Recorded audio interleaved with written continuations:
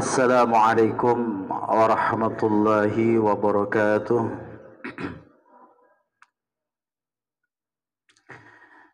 Alhamdulillahi rabbil alamin. Wassalatu wassalamu ala asrafil anbiya wal mursalin sayyidir rasul sayyidina wa maulana Muhammad wa alihi washabihi ajmain. Asyhadu an la ilaha illallah wahdahu la syarika lahu wa asyhadu anna Muhammadan abduhu wa rasuluhu la nabiyya ba'dah. Rabbi shrah li sadri wa yassir li amri wa halul 'uqdatam min lisani yafqahu qawli. Allahul ladzi la yadurru ma'a ismihi syarri wa la fis samai wa huwas samiul 'alim. A'udzu bi kalimatillahati min syarri ma khalaq la ilaha illa anta la ilaha illa anta la ilaha illa anta subhanaka inni kuntu minaz zalimin. Allahumma shalli wa sallim ala sayyidina Muhammadin al-fatih lima ughliqa wal khatimi lima sabaqa nasiril haqqi bil haqqi wal hadi ila siratikal mustaqim wa ala alihi wa sahbihi haqqa qadrihi wa miqdarihi al-'azim. Shadaqallahul azim. Alhamdulillah, puji syukur kita panjatkan kehadiran Allah Subhanahu wa taala yang senantiasa memberikan curahan rahmat, taufik dan hidayah sehingga kita kembali berkumpul di tempat yang mulia ini, yaitu sudah melaksanakan daripada solat subuh secara berjamaah. Alhamdulillah, puji syukur kita panjatkan kepada Allah Subhanahu wa taala yang sudah memberikan kesehatan kepada kita, bisa membangunkan kita dari tempat tidur kita, sebagaimana penciptaan daripada Nabi Adam alaihi salam. Adam diciptakan di tempat dari tanah, dari segumpal darah lalu dijadikan, tapi tidak ditiupkan daripada nur daripada Rasulullah sallallahu alaihi wasallam. Adam alaihi salam dijadikan, dimasukkan ruh ke dalam Nabi Adam alaihi salam. Ini adalah pencitraan sesungguhnya bahwa solat subuh kita adalah kita bagaikan Adam yang baru ditempa oleh Allah Subhanahu wa taala. Tapi bedanya kita bukan dari tanah. Makanya jikalau ditanya Adam asal kejadian daripada manusia, itu adalah Adam alaihi salam. Asal kejadian daripada tanah, segumpal tanah dan segumpal darah, itu Adam. Sedangkan kita asal kejadian daripada manusia hakikatnya, yaitu manusia daripada Adam alaihi salam. Salawat serta salam kita haturkan pula kepada junjungan kita. Kita terus mengulang-ulang salawat tanpa hentinya karena ada keberkahan di balik itu untuk kita memuji daripada Rasulullah sallallahu alaihi wasallam. Salawat serta salam kita haturkan kepada junjungan kita, keharibaan kita, ikutan kita, yaitu Sayyiduna Muhammad sallallahu alaihi wasallam, kepada para keluarga, para sahabat, para pengikut-pengikut hingga akhir zaman yaumul qiyamah. Amin ya Allah ya rabbal alamin. Sekali lagi ulun ucapkan terima kasih atas panitia, pengurus Masjid Al-Jamal, Masjid Besar Al-Jamal yang sudah berkenan memberikan waktu untuk kita.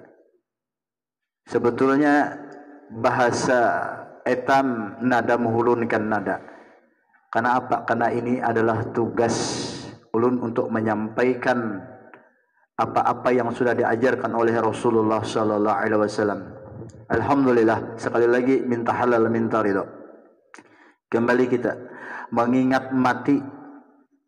Jerpak ketua tadi, mengingat mati itu adalah suatu keharusan bagi kita untuk menghadap kepada kehadirat Allah Subhanahu wa taala, yang mana semua manusia akan takut kembali kepada Allah Subhanahu wa taala. Tatkala didengarkan di suatu tempat dimanapun itu, apabila dibunyikan suatu pengumuman yang bunyinya inna lillahi wa inna ilaihi rajiun, pasti terkejut etam segalanya. Ini sebujurannya tidak pantas ulun menyampaikan tentang mati.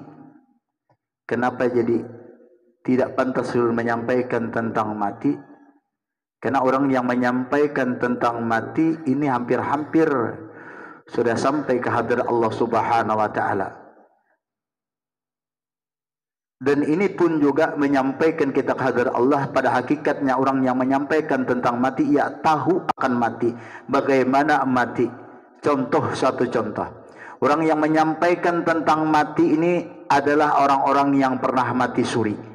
Orang-orang yang pernah mati suri itu merasakan bagaimana Allah mencabut daripada ruh kita, lalu dikembalikan kita ke dunia. Ini adalah suatu gambaran bahwa biar kita bisa merasakan bagaimana mati, lalu digambarkan kepada orang yang mati suri. Makanya tadi ulun sampaikan, kita sesungguhnya di subuh yang mulia ini, setelah subuh yang mulia ini, kita semuanya sudah dibangkitkan daripada kematian. Kita sudah belajar mati. Sekarang ulun tanya, setelah kita bangun untuk melaksanakan sholat subuh, semenjak tadi malam selesai acara kita balik ke rumah, lalu kita tertidur. Sekarang pertanyaannya, apakah ada yang tahu tentang kejadian apa yang kita lakukan di saat kita tidur? Tidak ada, tidak ada yang tahu. Di saat kita tidur, melaksanakan tidur kita, tidak ada yang tahu. Makanya alim ulama, para aulia-aulia Allah takut akan tidur. Bahkan Rasulullah SAW tidak tidur. Banyak Nabi tidak akan tidur, kata Nabi. Aku tidak meluangkan waktuku untuk tidur. Kenapa? Sebab jikalau kita tidur, kita lupa dengan Allah Subhanahu wa taala. Kita lupa dengan zikrullah kita kepada Allah Subhanahu wa taala. Makanya para aulia Allah mengajarkan kepada kita, kurangi tidur. Kenapa? Diisi dengan zikrullah. Ada waktu-waktu kita yang waktu kita sudah tidak lagi banyak tidurnya. Menyambung, alhamdulillah kita dibangkitkan Allah daripada tidur itu. Pada hakikatnya kita belajar mati. Kita belajar mensikapi bagaimana itu mati. Kadang solat subuh ini Bapak Ibu sekalian, jemaah yang dirahmati Allah Subhanahu wa taala, berat solat subuh. Solat yang paling berat itu adalah solat subuh. Insyaallah kita sambil kaitkan kematian dengan solat subuh. Bagaimana solat subuh yang sempurna? Bagaimana solat subuh yang mulia? Hendaklah jikalau kita setiap solat melaksanakan solat, maka hukumnya diwajibkan mandi. Apalagi solat subuh. Solat subuh ini kita dihampirkan. Telah disampaikan guru kita almarhum Ki Haji Ahmad Bakri, guru di Jambut, kata beliau, wajib seseorang yang melaksanakan solat subuh itu hukumnya mandi. Bagaimanapun niatnya adalah mandi. Karena barang siapa yang tidak mandi saat solat subuh, itu ada syarat, ia tidak tidur. Sejak pengajian kita tadi malam, ia tidak tidur. Ia dengan wiritan-wiritan yang ada sesuai dengan yang disunahkan Nabi, diajarkan Nabi. Bahkan Nabi tidak tidur. Maka ini dia tidak mandi, tidak jadi masalah. Kenapa syaratnya? Kenapa kita disuruh mandi, melaksanakan mandi? Jikalau di saat kita tidur kita banyak lupa, beda dengan Nabi. Kita banyak lupa, beda dengan aulia Allah. Kita banyak lupa, beda dengan alim ulama. Kita banyak lupa apa yang kita lakukan di saat kita tidur. Bahasa kasarnya, di saat kita tidur kita lupa. Lalu tangan kita menuju kemana-mana. Tangan kita menuju ke tempat-tempat yang rawan. Bahasanya julun, tempat yang rawan.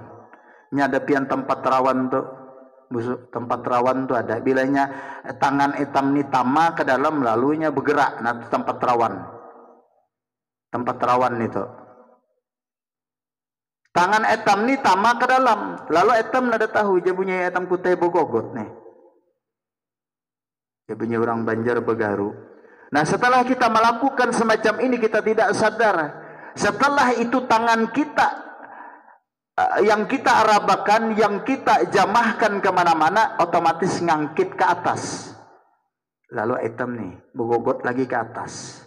Apa yang terjadi? Yang di bawah tadi asalnya naik ke atas karena begogot ke atas. Etam kemana-mana lagi tempat. Nada usaha kita lari ke dalam, ya lari kita ke sebelah sini aja. Lari ke bagian bawah hanya bau nih. Kalau eta melarikan kemana-mana, eta bogokot. Nah, pertanyaannya, setelah kita bangun daripada tidur kita, lalu kita bergegas mengambil daripada pakaian kita. Pakaian kita pakaian suci. Semua yang kita pakai suci. Bagaimana mungkin pakaian kita yang bersih, yang suci menjadi najis? Bagaimana? Bagaimana mungkin? Kenapa jadi najis? Karena kita sudah melakukan perbuatan-perbuatan yang kita tidak sengaja, yang di saat kita tidur, di saat kita lupa, kita merabakan tangan-tangan kita ke tempat yang dikatakan yang di situ ada hadas, ada najis. Lalu kita rabakan ke kepala. Pertanyaannya, tatkala kita wudu, apakah kita harus menyuci kepala kita? Membasuh kepala kita? Kan tidak mungkin. Pasti yang kita basuh adalah anggota-anggota wudu saja. Tidak sampai ke tempat-tempat yang kita bersihkan. Maka itulah diwajibkan oleh alim ulama kita, tatkala kita nak melaksanakan sholat subuh, maka diwajibkan, diharuskan mandi. Kenapa? Untuk lebih mensucikan, untuk lebih memastikan sucinya diri kita daripada hadas-hadas yang ada pada diri kita. Itu salah satunya yang menyempurnakan daripada sholat subuh kita. Orang yang bangun subuh itu orang yang luar biasa untuk melaksanakan sholat subuh. Berapa banyak saudara-saudara kita yang enggan melaksanakan sholat subuh. Mereka bahkan di dalam diri mereka dibisikkan oleh syaitan, jangan kau bangun, jangan, masih ada waktumu sedikit lagi, sayang. Sampai saatnya kita tidak melaksanakan sholat subuh. Inilah yang terjadi pada diri kita semua, khususnya kaum muslimin dan muslimat. Orang-orang Islam yang melaksanakan sholat subuh ini sudah diberikan oleh Allah Subhanahu wa taala. Sesungguhnya sholat subuh itu diperuntukkan bagi orang-orang yang beriman. Jadi kalau kita memandang diri kita beriman atau tidak diri kita beriman, kita bisa memandang diri kita sendiri. Apabila kita bisa melaksanakan, bisa bangun, memaksa diri kita untuk melaksanakan, untuk menuju ke tempat ibadah, itu adalah salah satu bentuk daripada keimanan kita kepada Allah Subhanahu wa taala. Inilah, tidak semudah itu Allah membangkitkan kita, karena asal daripada diri kita adalah pencitraan daripada Nabi Adam alaihissalam, yang ditempa, yang tidak ada menjadi ada. Maka ditiupkan daripada ruh, bagaikan orang yang mati, ditiupkan ruh lalu bangun tapi tidak bisa melaksanakan apa-apa. Itu adalah pencitraan daripada Nabi Adam alaihissalam, dan digambarkan kepada kita. Asal kejadian kita adalah Nabi Adam alaihissalam begitu susahnya kita bangun subuh, beraktivitas untuk melaksanakan ibadah kita kepada Allah Subhanahu wa taala. Kenapa? Karena pencitraan kita kembali kepada Nabi Adam.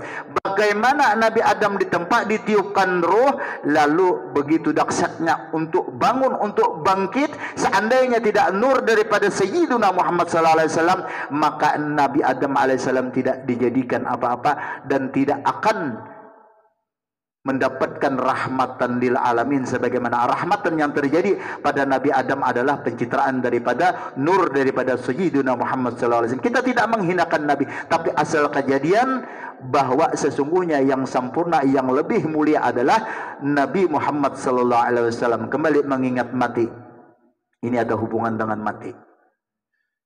Begitu dahsyat mati, sampai-sampai tatkala kita, jikalau pian subuh nina bangun, remang-remang kita mendengar pengumuman di masjid besar al-jamal, lalu berbunyi inna lillahi wa inna ilaihi rajiun. Kita terkejut. Siapakah yang meninggal? Siapakah yang telah mendahului kita? Mana tahu kerabat-kerabat kita yang malam ini, yang subuh ini bisa saja berkata-kata, bisa saja berkalam, mengungkapkan kata-kata, tapi tatkala itu sudah tiada.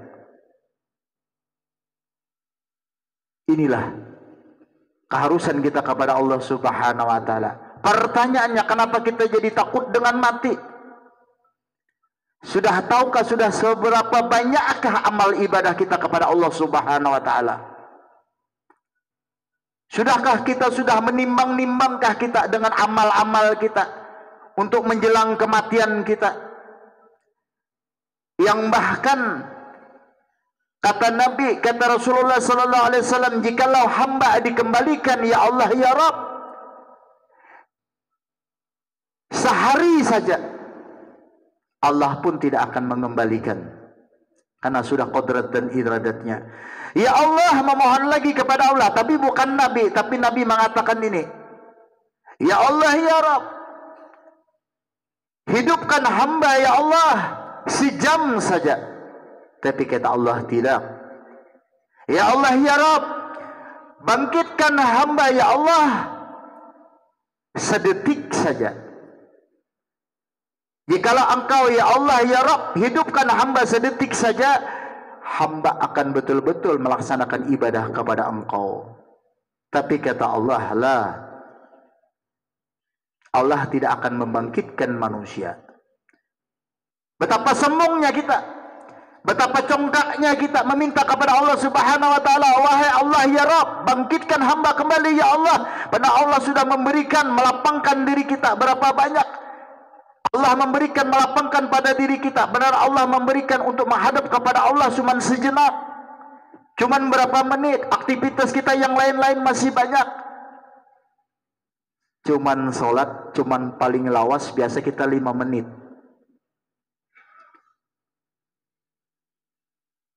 Tatkala Allah panggil di saat tua kita, dia bunyi busu lagi, lebih menyeramkan lagi. Ini bahasa ulun bukan tidak menghargai daripada ketua masjid, lebih dekatnya hubungan kita.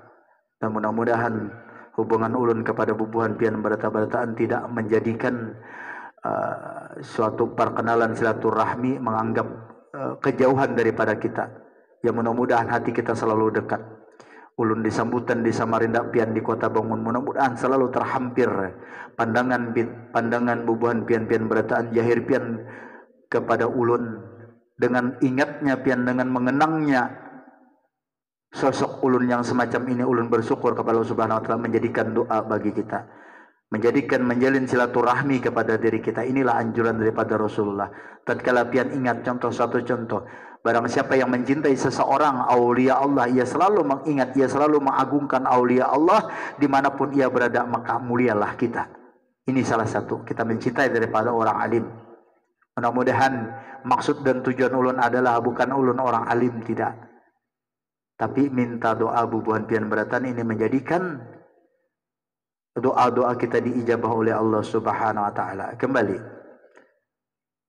waktu kita sudah berjalan, umur 10 tahun atau 15 tahun atau 20 tahun atau 30 tahun itu mereka tidak memikirkan kematian. Mereka memikirkan merasa muda.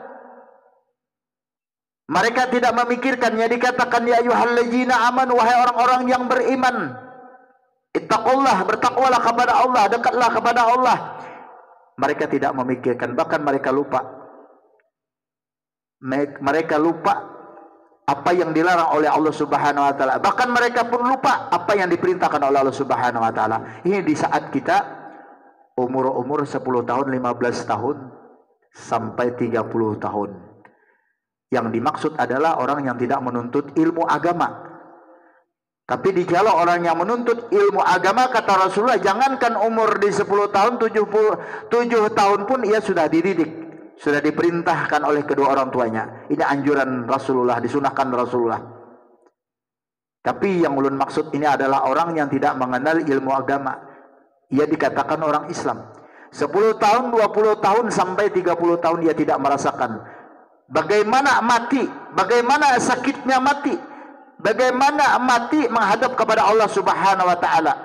Bahkan mereka tidak mengatakan aku bahkan tidak mati.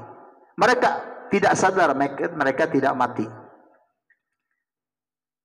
Jikalau umur sudah 40 tahun, kata Rasulullah sallallahu alaihi wasallam, apabila kelak umatku di umur 40 tahun ia tidak merubah daripada perilakunya, tabiatnya, maka Allah tidak akan sungkan, peribahasanya itu, yang tidak akan sungkan memasukkan ke dalam api neraka. Bahkan di 40 tahun Nabi berani menjamin bahwa umatku kelak umur di 40 tahun apabila ia tidak berubah, maka tidak akan sampai ke hadirat Allah Subhanahu wa taala. Kalau ia tidak berubah di umur 40 tahun. Terus berjalan umur kita sampai 50 tahun. Orang-orang yang ingat akan mati selalu sampai ke hadirat Allah. Pertanyaannya, baikkah orang ingat akan mati? Ini adalah salah satu. Orang yang ingat akan mati, ingat ini adalah salah satu menyempurnakan seluruh ibadah kita kepada Allah Subhanahu wa taala. Di mana mungkin Allah tidak menyempurnakan ibadah kita kalau kita ingat akan mati. Tidak ada kita menjelekkan saudara-saudara kita yang lain karena kita tahu kita akan mati. Kita tidak akan menghinakan saudara-saudara kita yang lain karena kita sadar diri kita akan mati, akan kembali ke hadirat Allah Subhanahu wa taala. Ya Allah ya Rabb, amal apa sekarang pertanyaan yang kita akan bawa kepada Allah Subhanahu wa taala? Lalu seseorang yang lebih masuk ke dalam tentang akan mati, pasti ia seolah-olah ia menghilangkan ruhnya, ia tinggalkan jasadnya. Terus ia seolah-olah merasakan ia keluarkan ruhnya, ia tinggalkan jasadnya, padahal ia belum mati. Ini orang yang belajar, orang yang tafakur kepada akan mati. Ia lihat jasadnya, lalu ia lihat ruhnya. Jasadnya ada di sana, ruhnya ada di sini. Lalu ia sekarang yang memberi kasihan kepada jasad kita siapa? Adalah ruh kita sendiri. Ruh kita yang mengasihani daripada jasadku. Oh wahai jasad, apa yang kau perbuat selama ini? Apa-apa yang diperintahkan oleh Allah Subhanahu wa taala lewat ruhmu, tapi kau tidak menghiraukan aku. Aku yang ada di dalam jasadmu, engkau tidak menghiraukan apa yang kuperintahkan. Sesungguhnya pada hakikatnya jasad kita diperintahkan oleh ruh. Secara zahir, ruh memerintahkan lewat daripada akal, lewat daripada hati. Hati diperintahkan lebih dalam, yaitu disebut dengan fuad. Makanya ada syair yang mengatakan wa fuadi wa fuadi. Hati masih bisa kita bohongi, tapi fuad di dalam hati yang lebih kecil daripada hati, yang berada di dalam rongga hati, kita tidak bisa membohongi. Inilah salah satu rintihan-rintihan yang keluar daripada diri kita, itu tembus ke dalam hati, yaitu fuad. Inilah yang membawa kita sampai ke hadirat Allah, yang sampai menangis, yang sampai menghiris batin kita, bahkan kita tidak bisa menahannya. Inilah yang terjadi. Ruh melihat kepada jasad. Ya jasad, kesian engkau ya jasad. Selama ini aku ada dalam dirimu, tapi engkau tidak menghiraukan aku. Aku sudah mengisi engkau jasad, tapi engkau tidak menghiraukan aku. Aku sudah menyegarkan engkau jasad, tapi engkau tidak menghiraukan aku. Ini ada perdebatan di antara ruh dan jasad. Maka datanglah tatkala malaikat datang, malaikat maut datang, sakaratul maut datang menghampiri seseorang. Ini pernah terjadi, yang ulun kisahkan ini pernah terjadi beberapa tahun yang lalu di hadapan kita. Seseorang yang hendak sakaratul maut, kita menghadapi bahwa ini adalah salah satu petunjuk bagi kita. Orang yang hendak sakaratul maut, orang yang sakit, saya kembali pulang ke rumah, tidak melepaskan, tidak menanggalkan pakaian kita setelah sholat isya. Sebelum sholat isya kita datang kepada orang yang sakit. Apa pertanyaan orang yang sakit? Aku hendak ketemu Allah, katanya. Aku hendak ketemu Allah. Selama ini aku hidup, aku tidak tahu Allah. Bagaimana Allah? Bagaimana Allah? Aku tidak tahu Allah. Tolong ajak aku bertemu Allah. Tolong sampaikan aku bertemu Allah. Selama ini aku tidak mengenal Allah. Itu pertanyaan yang pertama. Yang kedua, ajak aku ketemu Nabi Sayyiduna Muhammad sallallahu alaihi wasallam. Pertemukan aku dengan Sayyiduna Muhammad. Pertemukan aku dengan Nabi Muhammad. Ini yang ulun sampaikan orang yang sakaratul maut. Yang pertama, pertemukan aku dengan Allah. Aku selama ini tidak mengenal Allah. Hadapkan aku kepada Allah. Mana Allah? Ini bukan maksud ulun mengajak bubuhan pian berataan untuk masuk ke tasawuf, bukan. Tapi ini yang terjadi kepada orang yang sakaratul maut. Ia berdialog kepada kita, ia mananya, aku tidak ketemu Allah. Selama ini aku tidak pernah ketemu Allah. Aku tidak tahu Tuhan Allah itu yang mana. Sampai sekarang aku tidak bertemu Allah. Sekarang temukan aku kepada Allah. Ajak aku bertemu kepada Allah. Ini pertanyaan yang pertama. Yang kedua, ya Allah ya Rabb, jikalau aku sudah ketemu Allah, pertemukan aku lagi dengan Nabi Muhammad sallallahu alaihi wasallam. Coba sekarang kita bayangkan orang yang sakaratul maut, bahkan detik-detik ruhnya akan dicabut oleh Allah Subhanahu wa taala, oleh malaikat yang diutus oleh Allah Subhanahu wa taala. Ini berdialog dengan kita. Mungkinkah ini terjadi? Bisakah ini terjadi yang tanpa kita sadari bahwa kita sudah diberikan PR, sudah diberikan petunjuk, sudah diberikan pentelaahan bagaimana sakitnya orang mati, bagaimana ibanya orang mati, betapa hinanya orang mati. Tidak ada pertolongan di saat kita mati. Kemana kita mengadu saat kita mati?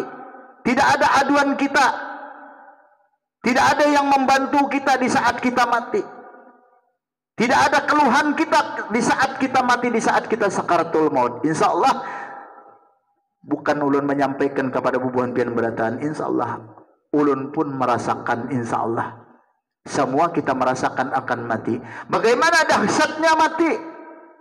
Sekarang supaya mati itu tidak menjadi dahsyat bagi kita, bahkan impian daripada orang-orang alim, para wali itu hakikatnya ingin mati, bahkan merindukan mati. Tapi kebalikannya kepada diri kita, kita tidak merindukan mati, kita takut akan mati.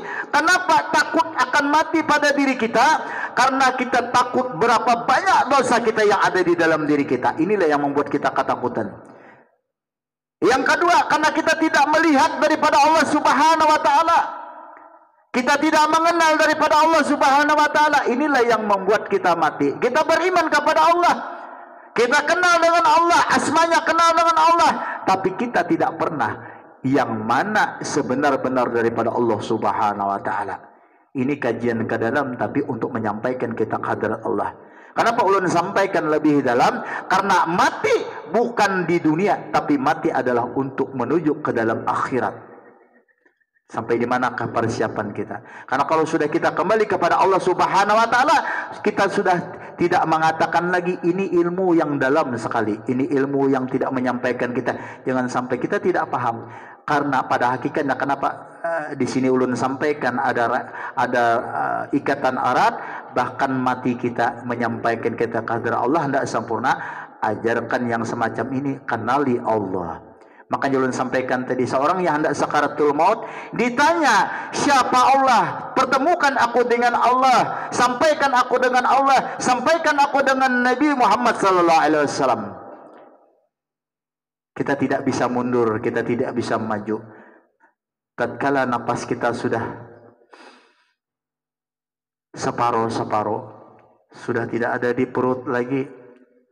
Menyambung yang tadi yang ulun pernah alami jikalau saat sakaratul maut, apa yang ulun sampaikan. Ingat begitu dahsyatnya Simtot Doror yang dikarang oleh Al Habib Adi. Betapa dahsyatnya Maulid Simtot Doror yang dikenal dengan Maulid Al Habsi. Ini ulun sampaikan dengan pian, jangan ada yang enggan melaksanakan Maulid Al Habsi. Ajak anak-anak kita, saudara-saudara kita untuk duduk 1, 2, 3, kumpulkan mereka membaca Simtud Duror. Ini Simtud Duror yang menyampaikan kita ke hadirat Allah, meringankan mati kita. Bagaimana Ustaz, bagaimana guru menyampaikan kita supaya di mati kita? Ini ulun sampaikan, mudah-mudahan ada manfaatnya. Mudah-mudahan. Kenapa jadi ulun sampaikan mudah-mudahan ada manfaatnya? Apabila pian melaksanakan, maka ada manfaat bagi ulun. Jikalau kita ketemu dengan saudara-saudara kita, kerabat kita, ia sakaratul maut, maka pian pasang di dahi, pian tawasuli, pasang di dahi tawasuli, pasang di ubun-ubun tawasuli.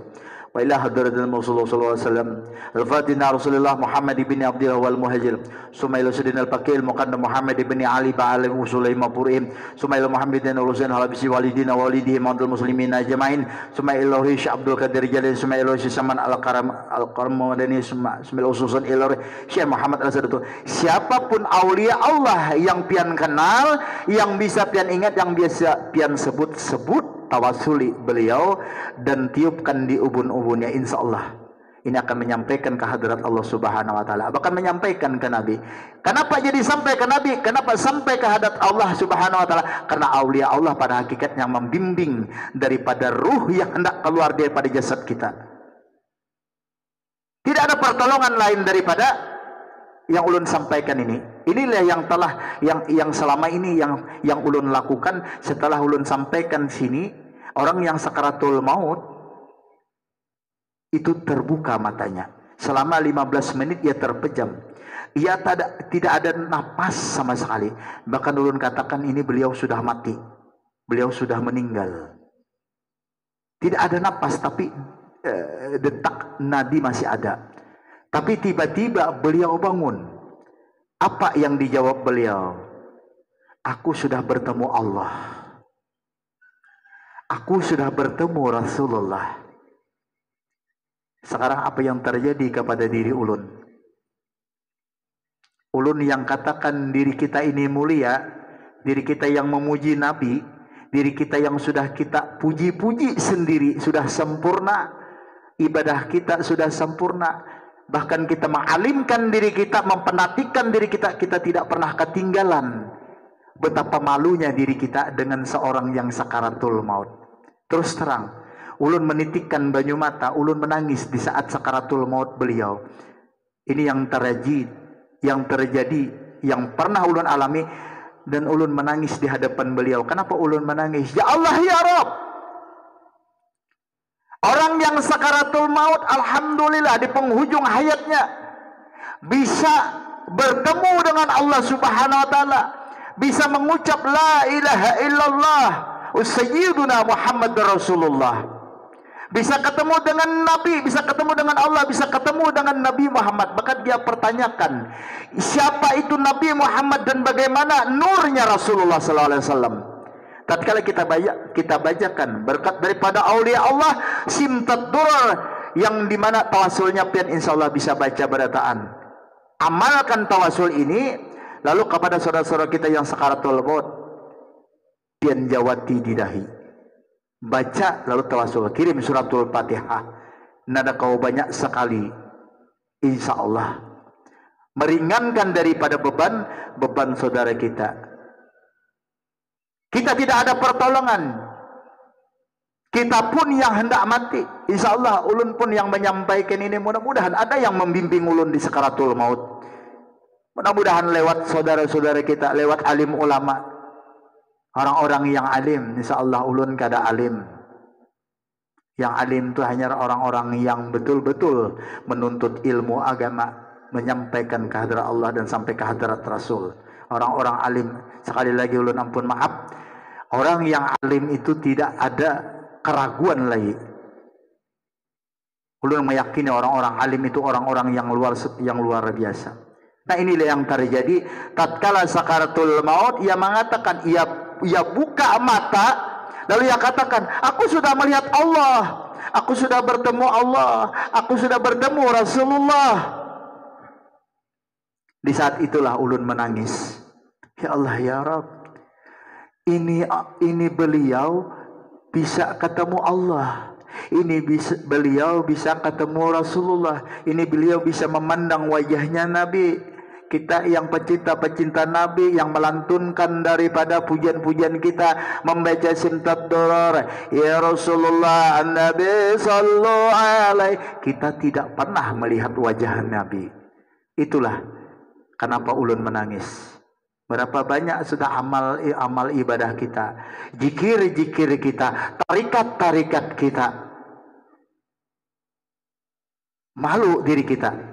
Bahkan orang yang sakaratul maut sudah bertemu Allah. Nah, disinilah tafakur diri kita kepada Allah Subhanahu Wa Taala. Ya Allah, ya Rabb, mudah-mudahan hamba seperti beliau.